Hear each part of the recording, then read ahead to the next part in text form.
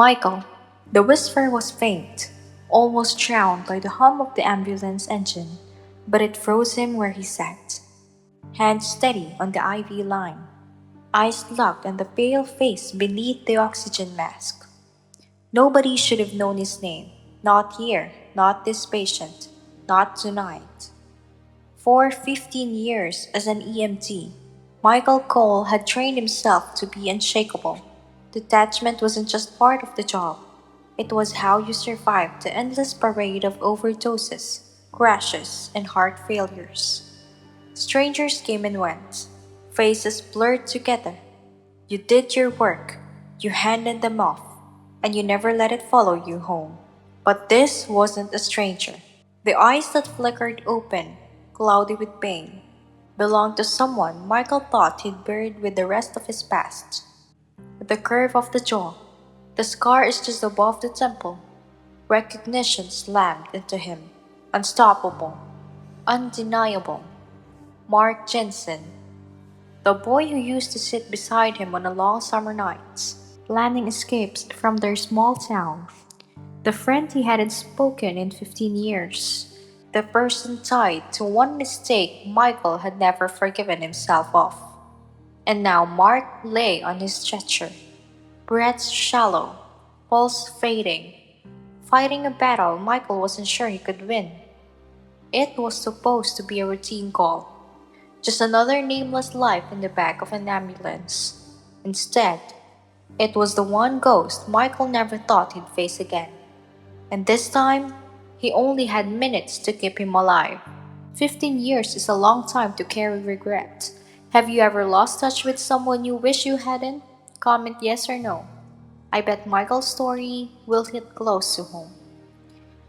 Michael Cole had built his career on one rule. Distance keeps you steady. When your hands are the thin line between a last breath and a second chance, you can't afford to feel too much. Patients become puzzles, symptoms to decode. Blue lips meant oxygen, steady pulse meant fluids, altered consciousness meant airway. Now, for 15 years, that philosophy had carried him through midnight emergencies and dawn exhaustions. His partner, Celine Miller, joked that Michael could run a code in his sleep. The department called him unshakable. Rookies studied his reports. Veterans trusted his instincts. Chief Morrison had offered him a promotion 3 times, and each time, Michael refused. He said he belonged in the field. The truth was quieter. The back of an ambulance was the only place where running from the past felt like a purpose. He'd grown up in Brookside Avenue, a small town where everyone knew your name and your mistakes. His childhood had been ordinary: baseball in summer, Saturdays morning cartoons, the smell of cut grass, and one best friend who dreamed bigger than their little town could hold. Mark Jensen. Mark had been pure momentum. He collected travel brochures like baseball cards, swearing they'd see the world the moment they escaped Brookside Avenue's orbit. He dared Michael into higher climbs, faster rides, and longer summers. Where Michael was cautious, Mark was fearless. Where Michael measured twice, Mark jumped first. Together, they felt invisible, in that way only kids do, when tragedy belongs to other people. The fort had been their kingdom. Hammered boards and bent nails wedged into the great oak between their houses. Rickety, impossible, still standing. Mark filled it with comics and maps. Michael brought snacks and made sure the rope ladder didn't collapse. Chase, Mark's little brother, hovered at the edges, desperate to be included. Mark let him tag along sometimes, protective but impatient, the way older brothers are. They had been inseparable until one night that rewrote everything. That night that splits Michael's life into before and after. The night that taught him sometimes detachment isn't professional survival. It's the only way to live with yourself. Now, 15 years later, the past was staring back at him from a stretcher. The siren wailed, as rain hammered the roof. Celine's voice cut through. Vitals? BP dropping, pulse steady. Michael answered automatically. His hands moved with precision. Oxygen flow, IV line, cardiac rhythm. But his eyes kept coming back to the patient's face. Mark, the boy who once built forts and promised forever summers. The friend Michael had loved like a brother. The ghost he'd spent half his life trying to forget. Celine glanced back, catching something she'd never seen before in Michael's expression. Fear, not for the patient, but for himself. History clung into the air between them, heavy enough to make even the machines sound accusatory. ETA, 3 minutes, Celine called, pushing the ambulance harder. Michael nodded but didn't speak. He couldn't. His composure, the armor he'd spent 15 years building, was cracking. Every beep of the monitor felt like a countdown. Every breath Mark took sounded borrowed. And as Michael tightened his grip on the IV line, the memory he had buried for so long began to surface. The night at the lake, the cold water, the silence that followed. And now, and now in the back of this ambulance, that night was coming back to life. Michael's hands moved with practiced efficiency. Compressions, IV line, oxygen mask. But his mind was no longer in the ambulance. It was 15 years ago, standing on the edge of Brookside Avenue Lake, when teenage invisibility met cold, unforgiving water. The memory struck like lightning. The air had smelled of pine and summer heat. The lake was black glass under a moonless sky, deceptively calm. And Mark, always Mark, had been the one grinning in Michael's bedroom, coaxing him to another reckless adventure. Chase's been begging to come with us, Mark had said. His little brother, 12 and desperate to belong, hovered in the doorway. Michael hesitated, but Mark's grin was unstoppable. He swims better than both of us. If we don't bring him, he'll just follow anyway. So the three of them crept to the lake, stripping down to boxers and wading in.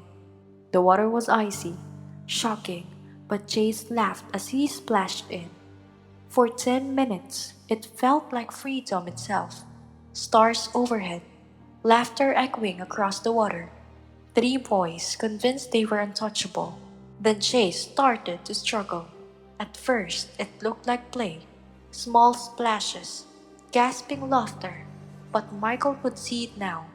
With the years of hindsight, hypothermia creeping in, coordination unraveling, panic disguised as play. Help! Chase called. But even then, he tried to sound brave, like asking for help was just another game. Mark was underwater, showing off. Michael was closer, 15 feet from shore, perfectly placed, perfectly still, and then he froze. No hesitation, no doubt. A total lack of body and mind. His arms, his legs paralyzed. Terror heavier than the water itself. He watched Chase go under once, resurface, thrashing, go under again. Michael! Mark's voice tore through the night. That broke the spell, but too late. By the time Michael moved, by the time both boys dove, by the time they dragged Chase's limp body onto the muddy shore, the life was already slipping away. Michael could still feel the weight of Chase's body, water pouring from his lungs as Mark pressed on his chest with trembling hands. The high, broken sound of his brother's name ripped from Mark's throat. Michael had knelt there too, useless, every second stretching into eternity. The paramedics had worked for 40 minutes, drugs, shocks, ventilations, but the verdict was inevitable. Drowning, hypothermia.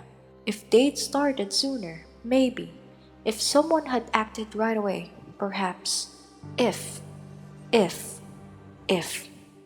Michael's chest tightened. He blinked, and then the muddy shoreline dissolved back into the harsh light of the ambulance. Every call, every resuscitation, every stranger he dragged back from the edge. It had all been penance for a boy he hadn't saved. He'd never told anyone the whole truth, not even Celine. All she saw was the unshakable EMT, the man who never cracked. She didn't know about the funeral Michael skipped, or how he'd changed schools just to avoid the Jensens, how he'd walked away that night and never gone back. The boy who froze in the water had never really left him. Cole! Celine's voice cut through the storm in his head. Stay with me, he needs you now. He snapped back into motion.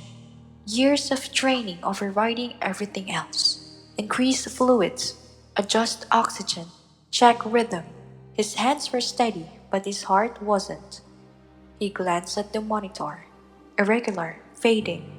The gray pallor creeping across Mark's skin was a color Michael knew too well. And the thought returned, cold, merciless. What if I fail him again? The rain hammered the roof of the ambulance, drowning out the siren, and every drop sounded like a question he had no answer for. He could save strangers every day, but could he save this man? The one person he'd already failed once? The monitor shrieked as the rhythm faltered. Michael, now! Celine barked. And just like that, the past collided with the present, forcing him into a decision that would define not only this calm, but the ghost that had haunted him since that night on Brookside Avenue Lake. The ambulance lurched as it tore around the corner, rain hammering the roof like a thousand accusations. Inside, the world shrank into a narrow strip of metal and fluorescent light. To a stretcher that carried more than one life, it carried 15 years of regret. Mark's condition was deteriorating fast. His blood pressure had plummeted. His chest rose only in shallow, fragile movements, as if every breath might be the last. Michael adjusted the oxygen mask, checked the IV line again. Every movement precise, automatic, but his heart was anything but steady. 2 minutes out, Celine called from the front. Her voice was controlled, but Michael caught the edge beneath it. She'd worked with him long enough to know that this wasn't just another patient. The monitor beeped, jagged, and uncertain. Each tone felt like a countdown to failure. Michael had faced cardiac arrests, overdoses, and shootings, but this was different. The universe had given him an impossible task, saving the very person he'd failed years ago. He swallowed hard, forcing his hands to stay steady as he tightened the oxygen seal. His training told him to keep his focus on vitals, on protocol, but his eyes kept straying to Mark's face. Older now, weathered but unmistakable. The same curve to the jaw, the same stubborn set of the mouth. Stay with me, Michael murmured, his voice breaking past years of practiced detachment. Don't you leave me too. The words dragged up memories he'd buried deep. The fort they'd built together one summer, hammering boards into an oak tree as if they were building a fortress against the world. Michael could almost hear Mark's younger voice, so sure of everything. This is just the beginning. We're going to see everything, do everything. Michael leaned closer, unsure if Mark could even hear him. Do you remember the fort? You said it was the headquarters for exploring the world. For a moment, nothing. Just the beeping monitor, the hum of the engine, the storm outside pressing against thin metal walls. Then Mark's lip twitched, barely moving. Michael bent low, straining to hear. Still there, Mark whispered.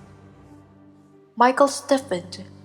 The words cut through him like lightning in reverse, illuminating everything he'd been too blind to see. Mark had never torn it down. For 15 years, through grief and silence, he had kept that rickety monument standing, waiting, holding space for a friendship Michael had abandoned. You waited for me, Michael whispered back. His throat tightened, his hands trembling as they held Mark's. All this time, you waited. Mark's fingers curled faintly, a pulse of life in the coldness of his skin. Always, knew you would. The words broke something open in Michael. For years, he'd carried the belief that Mark hated him, that Chase's death had destroyed not just one life but two friendships. But in this fragile moment, Michael realized the truth. Mark had never blamed him. Michael had been the one unable to forgive himself. And now, here was his chance, his only chance. The monitor stuttered, the rhythm collapsing. Michael's head whipped towards the screen, just as the irregular beeps gave way to a single, merciless tone. Flatline. No! His voice cracked. Michael sprang into motion, hands finding position on Mark's sternum. He began compressions. 30 counts, his palms diving down with a desperate rhythm. His breath came ragged as he forced air into Mark's lungs, counting seconds as if he could will time itself to slow down. Not again, he muttered, sweat stinging his eyes. Not you, not like this. Celine's voice cut in from the front. They're ready for us at the bay. Just hold him, Michael. 2 more minutes. But Michael barely heard her. Every fiber of his being was locked on the rise and fall beneath his hands, the thin thread of hope he refused to let go of. Each compression became more than medical protocol. It was memory. It was apology. It was prayer. He thought of Chase gasping in the lake, of Mark's scream that night, filled with betrayal, of the years he'd run from his failure. And with each push, he whispered to himself, to Mark, to the universe, this time I stay. This time I don't run. Tears blurred his vision, but he didn't stop, couldn't stop. The boy who had frozen by the water's edge was gone. The man leaning over his best friend would not fail again. Come on, Mark, Michael begged, sweat and rain mixing on his face. Fight with me, please. The siren wailed louder as the hospital drew near, but inside the ambulance, time had narrowed to this moment. To Michael's hands, to Mark's still chest, to the endless, unbroken tone that refused to yield. And yet Michael pressed harder, faster, whispering through clenched teeth. I'm staying this time, you hear me? I'm staying. The ambulance jolted again, rain thrashing the windows, Celine's voice calling out updates, but Michael didn't look up. He didn't stop. Flatline, still flatline. The night of the lake lived again in his mind. The darkness, the cold, the silence after Chase sank beneath the surface. The moment he had done nothing.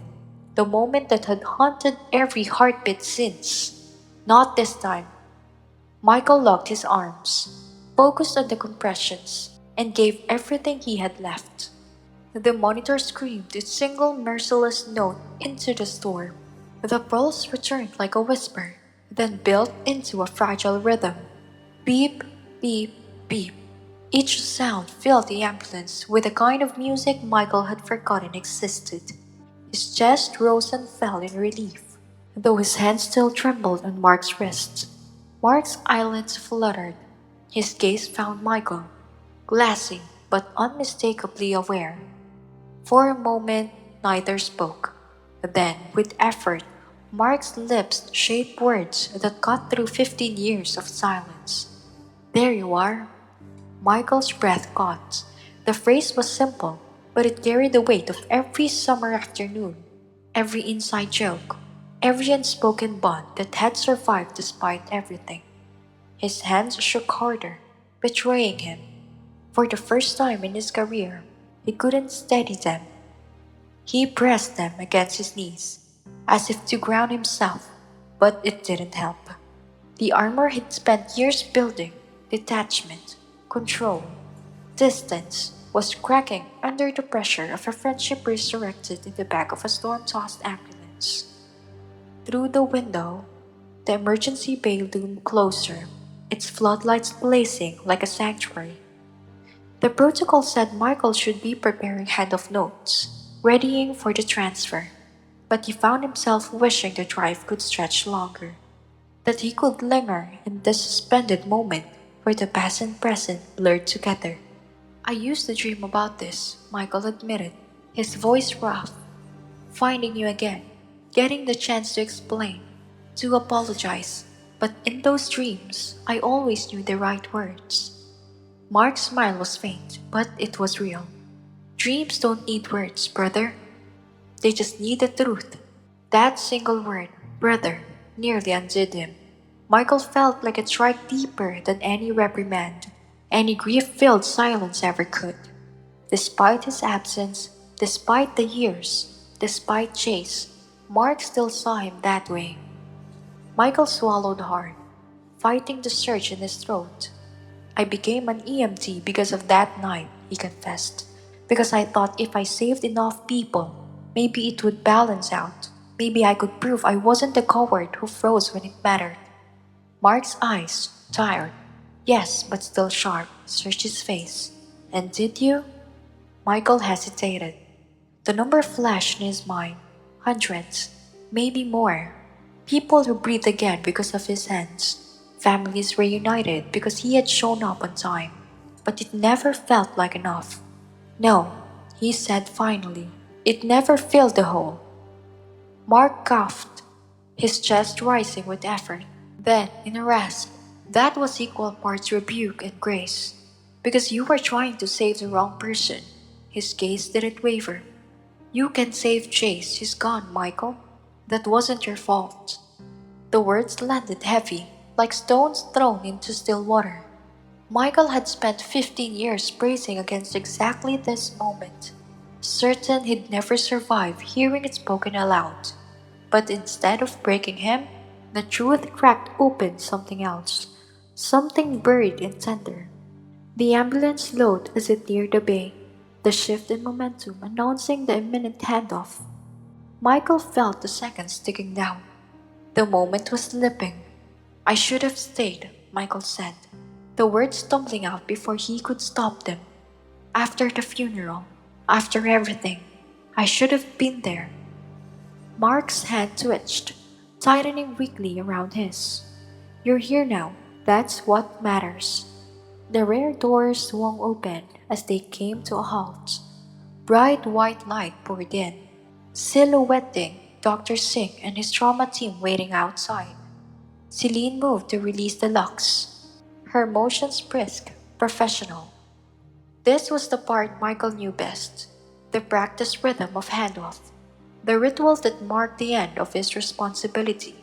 But as he prepared to pass Mark into other hands, his chest clenched. This wasn't just another patient. This wasn't just another save. As they wheeled Mark towards the bay, his head turned slightly, voice barely carrying over the storm. The fort, he whispered, still standing, Saturday morning, a pause. Then, almost too soft to hear, come see it. The words staggered Michael more than any flatline had. An invitation, a bridge back to the boyhood oak tree where their friendship was first built. A door he thought had been closed forever. The trauma team swept Mark inside. The door shut. The sound cut off, leaving Michael in the harsh light of the corridor, his breath catching in his chest. For once, watching the stretcher disappear didn't feel like the end of something. It felt like a beginning. Celine appeared beside him, steady as always, though her eyes held questions. She'd seen enough tonight to understand this was more than work. You want to tell me what that was about? She asked gently. An old friend, Michael said. The words were true, but hollow compared to what they meant. She studied him for a bit, then nodded. He's in good hands. Both of you are. Through the trauma bay window, Michael caught glimpse of the team working. IVs, monitors, quick efficient movement. He should have felt relief. Instead, he felt unfinished. Something had opened tonight that couldn't be closed with the handover report. The rain had eased, but inside him the storm hadn't passed. For 15 years, Michael had believed his purpose was saving lives, but as he stood there, every muscle taut with the weight of unspoken words, he realized this night wasn't just about purpose. It was about proof. Proof that he could stay. Proof that he could face what he had once run from. Celine nudged him lightly. Go get some air. You look like you've been holding your breath all night. She was right. He had. Michael exhaled, the sound rough, and glanced once more at the closed doors. Mark's invitation echoed in his head, stubborn as a pulse. Saturday morning, the 4th. Dawn broke over the city, soft light catching on rain-washed streets, turning puddles into mirrors. Michael sat in his truck outside the hospital, thumb resting on the EMT badge clipped to his chest.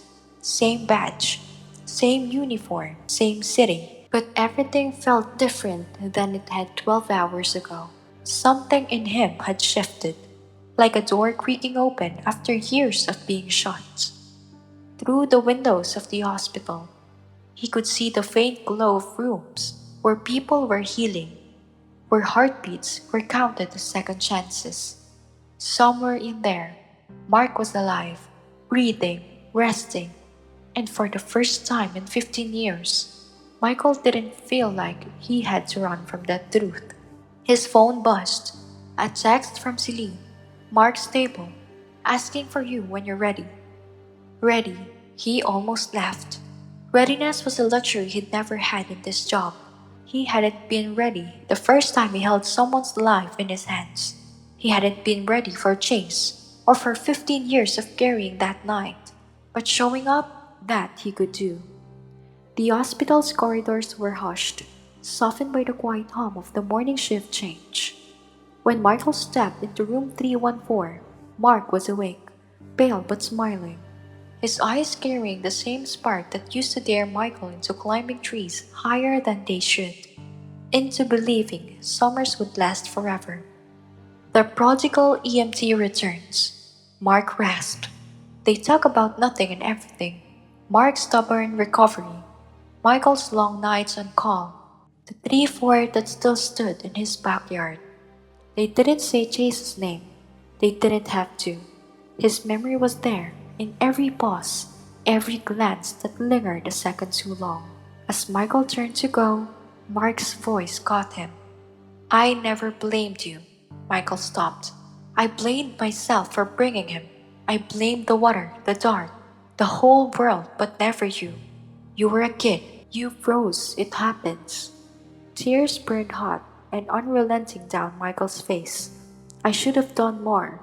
Mark's eyes softened. You've been doing more every day since. The words broke something loose inside Michael. Not absolution, not erasure, but a peace he hadn't felt in 15 years. The kind that comes not from forgetting, but from finally facing the truth. When he left the hospital, morning had taken full hold.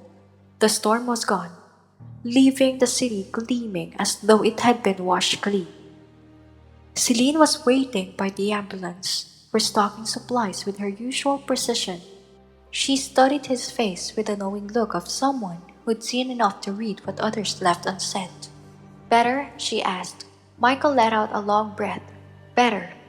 They climbed back into the rig. The day was beginning, and with it, new emergencies. But as Michael clipped his seatbelt, his gaze fell again to his badge. For years, it had been a weight, a symbol of penance. Now, in the dawn light, it looked different, not a burden, a calling. The ambulance pulled out of the hospital bay, tires cutting through streets still wet with the rain. And in Michael's mind, he saw it. The old 3 Ford, boards weathered but standing, waiting. A monument to promises once made, and maybe promises still to keep. Legacy isn't written in medals or records. It's in what we leave behind, in the lives we touch, the forgiveness we offer, the hope we hand forward. Everyday heroes aren't the ones who never make mistakes. They're the ones who learn to turn them into something worth passing on. Everyday heroes are all around us.